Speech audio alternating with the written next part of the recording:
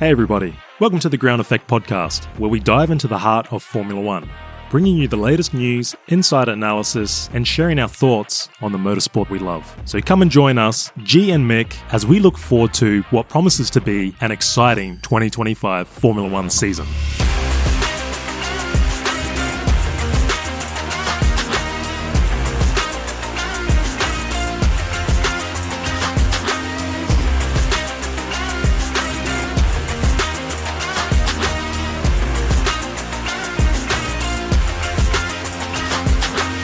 Welcome wherever you may be. It's race week, finally. We had a week off last week and we head into a triple header starting off with Japan. Looking forward to it. Big talking points today, obviously. The Red Bull swap that we all know about.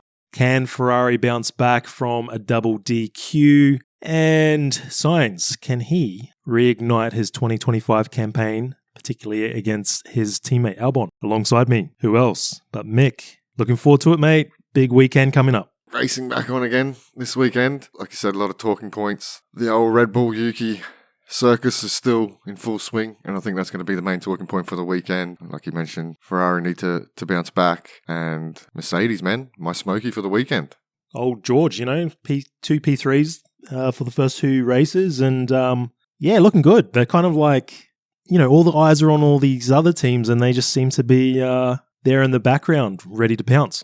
Yeah, I think that Mercedes is probably one of the best balanced cars in the field. It seems to be really good on their tyres, and I think the cooler conditions that we're expecting, because they're racing a little bit earlier than we would normally expect, the cooler conditions I think are only going to suit Mercedes. They're really good on their tyre wear, pretty even tyre wear across a stint, so I think George is up for a big one. Yeah, so speaking about weather, the early weather gods have promised us intermittent sunny weather for Friday and Saturday with a chance of the wet stuff on Sunday. So let's see, early days yet, and anything can change there. We love it when it's wet. Yeah, moist. Moist track is always very nice. Simply lovely. Simply lovely.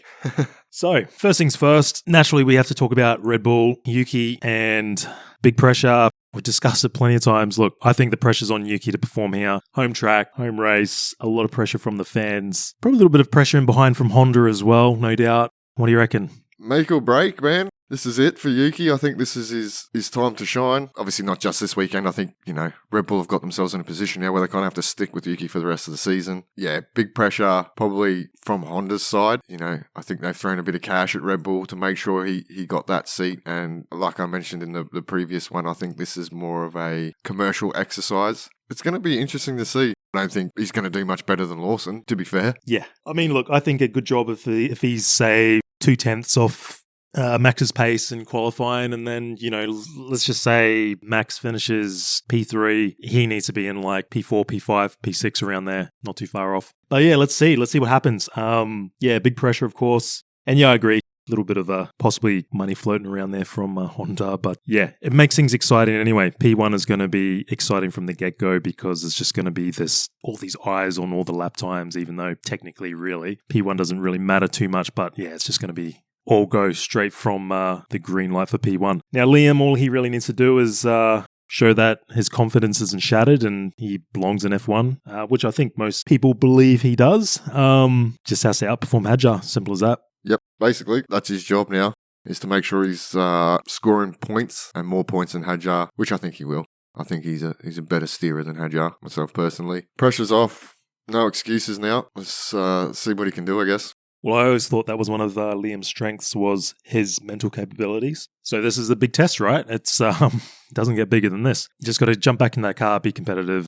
Now, the Ferraris, Team Red, double DQ last week. 2 weeks ago in China. How quickly things can change, because obviously we had Lewis winning the sprint race. Things were looking nice and rosy in the Ferrari garage, and then come Sunday, they weren't really competitive. Now, Lewis was disqualified because of a plank wearing issue, and Leclerc with a underweight car. What's the story there? Yeah, I'm expecting a better performance from Ferrari. I think, again, similar to Mercedes, I think the cool attempts are probably going to play into their hands a little bit more. Yeah, it'll be interesting to see if they've got on top of their issues. It seems to be that they have to run the car a little bit higher. And if you look at some of the photos, they seem to have a little bit more rake, which suggests softer rear end. When that car is fully loaded with fuel, the whole rear diffuser and the way it all works, yeah, it just seems might be a little bit too soft.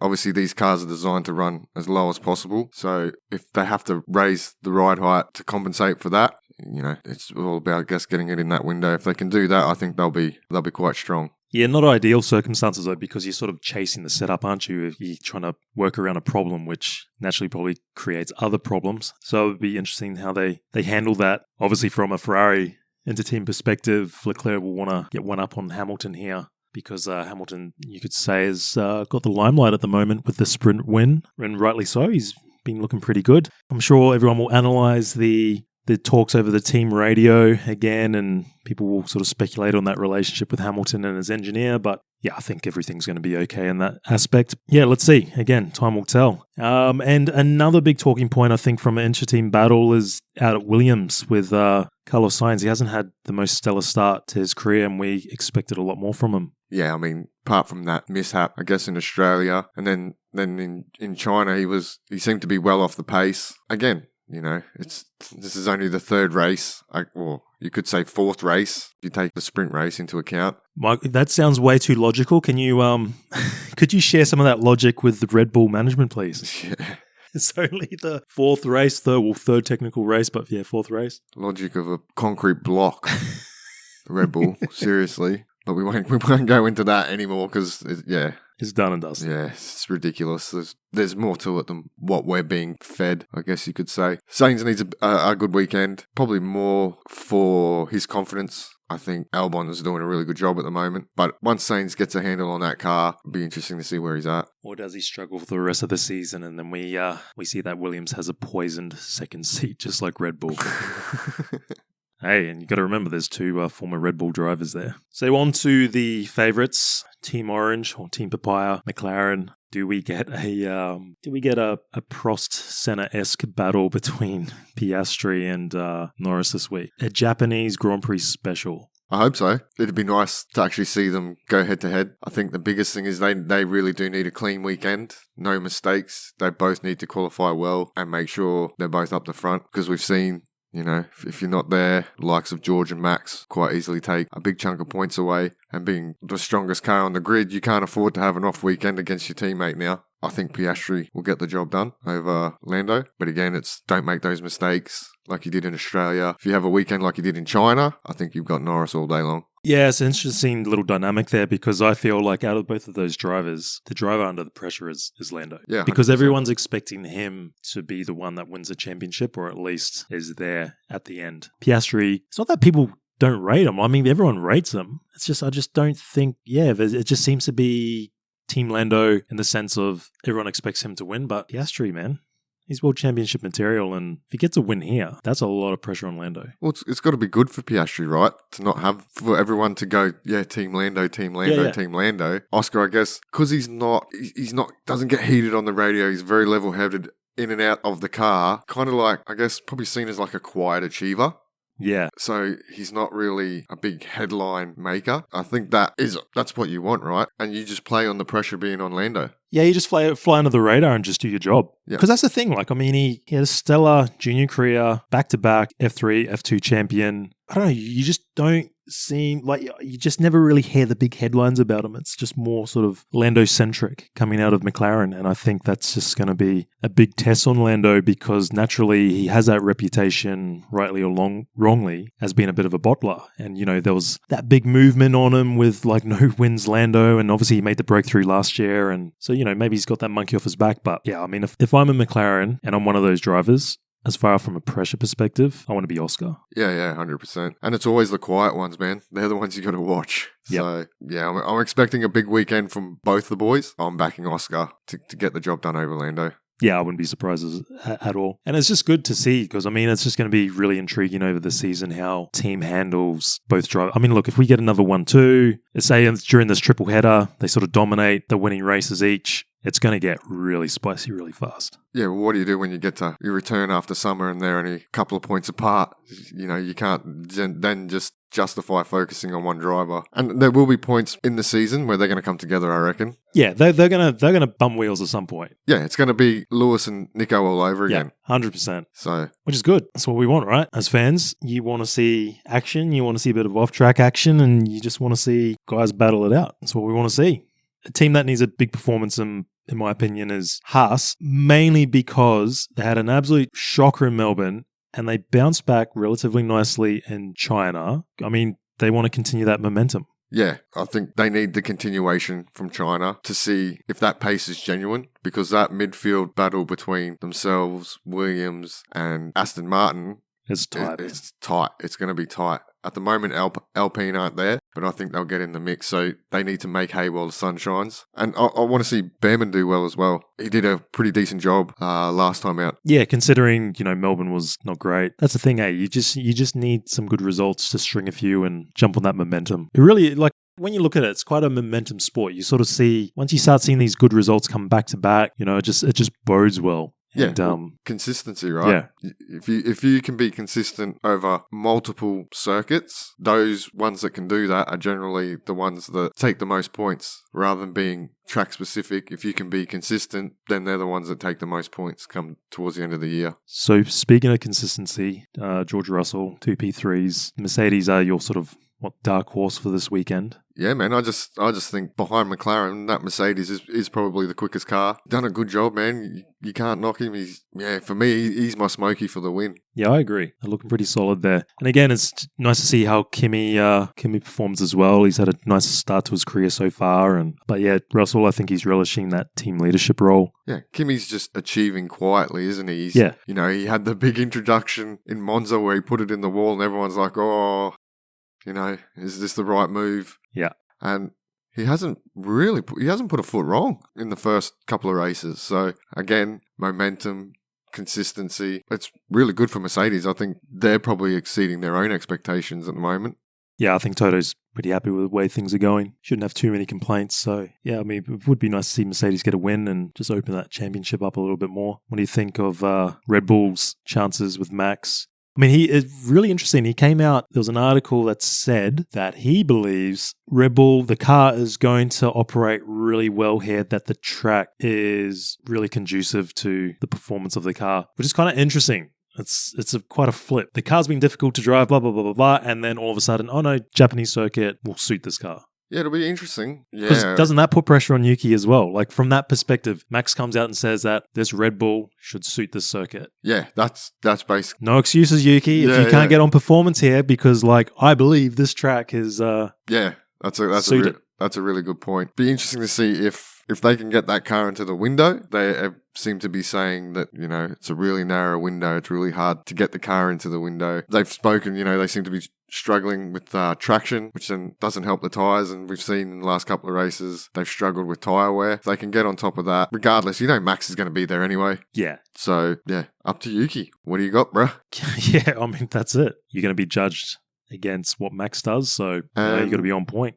And they're supposedly running a special livery. I've heard that they're running a special livery. The only thing I've seen is Max with a special white and red helmet. Yeah, so that would be pretty cool because I love that livery. When did they run that in Japan? Was it 2021 or something? That special white livery? Yeah, I think it was something like that. The years blur, man. I just can never remember. But yeah, it would be nice to see them in a special livery for it. Be 4 white bulls. Yeah, 4 of them. Or maybe they invert. Yeah, maybe. That's probably one of the biggest things I'm looking forward to. Let's see. Livery change. No, the driver changes in the industry. It's just purely the livery changes what we're all interested in. Yeah, exactly. More interested in what the car looks like rather than who's driving. It's all about the aesthetics, not the performance. Yep. Yeah, exactly. So they'll be thereabouts. Whether Yuki is remains to be seen. I guess we're going to find out. But that makes it exciting anyway. Plenty to look for. Now, the stragglers so far this season. Poor old Kick Sauber. Yeah, much to talk about there. Well, again, consistency, right? That's what they're going to look for. They're definitely not going to be amongst it, you wouldn't imagine. So just continue building Border Lotto, getting used to the structure and understanding the tyres and getting the car into the window. We keep talking about getting into the window, but unfortunately with these cars, you've got to get them in the window. And he's done a good job. Yeah, a few little mistakes here and there. Mistake in China, turn 1, but yeah, I mean... Overall, you'd have to say he's probably almost outperformed Hulkenberg bar that one result. Yeah, I mean, it's still really early days. but he's looked handy. Like when you look at all the times in comparison to Hulkenberg, he's still early in his career. If you believe our old mate Helmet, he's a C-grade driver. But Helmet. But yeah, again, early days. Plenty to go for. And I just think with this triple header coming up, I think by the time we get to after Saudi, I think that's going to paint a clearer picture of what the rookies are capable of, because then you're 5 race weekends in, and then I think that'll clear up a lot of things as far as performance. Get a clearer indicator. But yeah, I mean, not a lot really going on there with Kick Sauber besides the excitement of Audi. But, that's a way away. That's for Ron. And then we got poor old Alpine. Yeah, well, pressure's still on doing. Mm. He needs a mistake-free, really strong, solid weekend. Again, I would say he's at the point now where he needs to beat Gasly to save that seat. I think it's a foregone conclusion. Captain Briatore. Yeah, interesting. Like, I mean, if you look at his performances purely just in relationship to Gasly as far as lap times and everything, he's not too far off. It's just big mistake in Melbourne, and then, a few mistakes in China. Picked up, 4 points, black points. 4 penalty points. 4 penalty points. He's got more penalty points than he has points. Man, I loved his aggression and keeping Hadjar back in the race. Element of desperation as well. Got the elbows out. He's a racer. But yeah, I think Alpine are looking at this triple header, and I would not be surprised if a change comes over the next few weeks. Well, they've kind of, Red Bull set the standard, right? So now it's like, if they change Doohan, then it doesn't look as bad. They gave him 3 races. Yeah, exactly. You know what I mean? So, yeah. I think it's coming unless something dramatic changes. Gasly will be looking to build. He needs a solid weekend. Yeah, they need to sort it out soon. Otherwise, they will sort of fall out of that fight for the midfield, I think. Yeah, it's almost like they'll be just going for the wooden spoon with poor old Kick. Yeah, big weekend needed, and we'll see how things pan out with Jack Doohan, and hopefully, again, good performance. I'd love to see him stick around F1. Plenty of pressure. Aston Martin, Alonso, 2 DNFs. First race in Melbourne, he lost it. Even though, I don't know, he was saying I was hitting that same point all the time and had no problems. You crashed it, mate. Second was purely brake failure? Brake problems, right? Yeah, brake issues. Yeah, so he'll be looking to bounce back. We've got Stroll. Again, over the last couple of race weekends, he's been pretty comparatively close to Alonso in lap time. So, I mean, he's probably quite confident. But yeah, Fernando needs a big one. I just think that there's going to be, look, even if he has a DNF even if it's mechanical or something or other, I just think the knives are going to start coming out of like, oh yeah, Fernando needs to retire. He needs to retire. He's too old. People are pretty fickle. Yeah, Aston just need 2 cars in the points. Really, that's that midfield. Like I keep saying it, that midfield battle is so tight. You cannot afford to not maximise every single weekend. For Stroll, yeah, continuation. You've done a pretty solid job, and probably hasn't really got the full accolades, which is good. You want to go under the radar and do a good job. So as long as they can have 2 cars finishes, I think they'll take some good points away from the weekend, which is what they need. Yeah, perhaps they just invert what they tend to do. Start off strong in the season, then fall off. Maybe they're just going the other way. But yeah, interesting times, of course, for Aston and with the Newey effect. But yeah, they definitely need a good performance. And again, like if we do get rain, then it just completely, it turns into one of those races where you have to capitalize on other people's mistakes, right? You have to be there at the end, and who knows what's possible in changing weather conditions. Well, to finish first, you must finish. So I'd like to see another dry race, one weekend of, as much as I love the wet weather, I still don't believe we have a full, true understanding of the entire pecking order. We know McLaren's really strong. Mercedes is probably second. Red Bull third. We haven't really got a true read on Ferrari yet. True read maybe on Williams, and also too with the stricter regs on this flexi wing. We still don't really know what teams are affected and to what extent. No, that's true, because there's some talk coming out that they're going to be stricter again. Again, does that affect McLaren heavily? We shall find out. Now, I agree. I think, a dry race would be nice because you're sort of getting that true performance. But when I'm looking at this triple header, I'm thinking, it's probably not going to rain at Bahrain or in Saudi. So let's get a wet Japanese track. Get a moist one in. Yeah, let's mix it up. Going to be a lot to look at for the weekend. Top 3. G, what do you reckon, man? Give us your hot tips. The hottest of the hot tips? Just the tip? Just give us your tip. Well, I'm going to go full retard here. We get a wet changing condition race, Liam Lawson wins. Jeez. Lawson wins, followed by Max, followed by Oscar. That's Right. just a complete, absolute going left field. Yeah. Just throwing a bit of shit at a wall, hope it sticks. Yeah. All right, well, I'll be the sensible one of the two. I am going to say Russell for the win, Oscar second, Max third. Yuki to crash out. At his home GP. Oh, my goodness. Oh, poor Yuki. Look, I honestly hope Yuki does well. I hope Liam does well as well. So, the two guys, you want to see, to me, they're both likable. Both are great drivers. They both deserve to be in F1. But as we discussed, more pressure on Yuki this weekend. He sort of needs to show that he can deserve the promotion. Well, I think he needs to show he deserves to be in Formula Yeah. One. Yeah, well, it's the fifth year. Sort of like no excuses for him. Look, I'll give you a sensible podium. Yeah, I'm going for Oscar. I think Piastri's got this. I'm going to say George in P2 and Leclerc P3. Yeah, I wouldn't disagree if that happened. I can see that happening. Yeah. Be nice for Ferrari to get up the front again, not just a sprint weekend or shortened race, to actually see them perform over the whole weekend. Hopefully they can get on top of those issues that they have at the moment with the ride height, etc., and the rear suspension and all that. I think they need it to bounce back strong, because we're going to start getting to a point where, they bled a lot of points. Yeah. Last weekend, so they need to make that up. Well, there's not a lot of time to fix things. I mean, it's such a jam-packed race schedule, and just having this triple header coming up, there's no sort of like bad performance in Japan. We've got a week off to figure everything out. It's basically race, bang, straight into Bahrain. And Bahrain will be obviously interesting in a way because that's where we had testing. So there should really be no excuses from really any of the teams or drivers there from a performance view. And then straight into Saudi. And then from there, I think that's when we start seeing the clarity of where the season's going, possibly another driver change if Doohan doesn't, get the results desired. And we'll probably see Colapinto. And then the scrutiny on the whole Liam Yuki debacle, because 3 races, Yuki doesn't really do the job. What's going on? So yeah, again, like I said in the previous episode, potential Red Bull clown show continues. But hey, look, from a fan's point of view, how good is this? A lot of talking points to come from the next 3 races. Plenty of content for us to dribble on about. Be exciting to get our teeth into the post-race review, and we can talk a bit more about the Red Bull saga. That is. Yeah, so we'll close it up there. We'll be back post-race. Looking forward to a big one. Yep, till the next one. Till the next one. Peace out.